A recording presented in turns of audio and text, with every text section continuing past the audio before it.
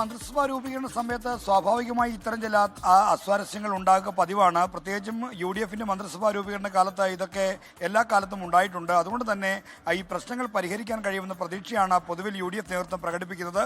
ഇതിൽ ഏറ്റവും കാതലായ പ്രശ്നം നിൽക്കുന്നത് സീനിയറായ നേതാവ് രമേശ് ചെന്നിത്തലയെ അനുനയിപ്പിച്ച് മന്ത്രിസഭയിലേക്ക് കൊണ്ടുവരുന്ന കാര്യത്തിലാണ്.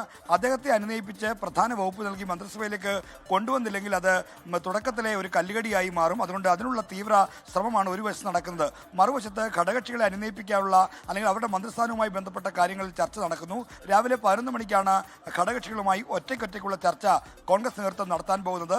നിയുക്ത മുഖ്യമന്ത്രി VD സതീശൻ 11 മണിയോടുകൂടി കന്റോൺമെന്റ് ഹൗസിലെത്തും. ഞാനിപ്പോൾ ഉള്ളതും കന്റോൺമെന്റ് ഹൗസിലാണ്. ഇവിടെ 11 മണി മുതൽ ഘടകകക്ഷികളെ ഊഴം വെച്ച് കാണാനുള്ള തീരുമാനമാണ് ഇന്നലെ എടുത്തിരിക്കുന്നത്.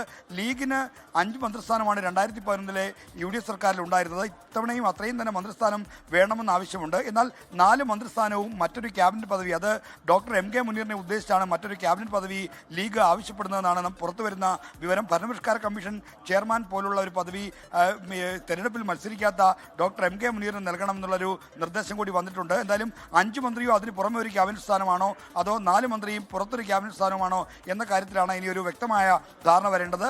കേരള കോൺഗ്രസ് ജോസഫ് വിഭാഗം 2 മന്ത്രിസ്ഥാനം ആവശ്യപ്പെടുന്നുണ്ടെങ്കിലും അവർക്ക് ഒരു മന്ത്രിസ്ഥാനവും മറ്റൊരു ക്യാബിനറ്റ് പദവി ചീഫ് പോലുള്ള പദവിയും നൽകി അനുനയിപ്പിക്കാനുള്ള നീക്കമാണ് നടക്കുന്നത്.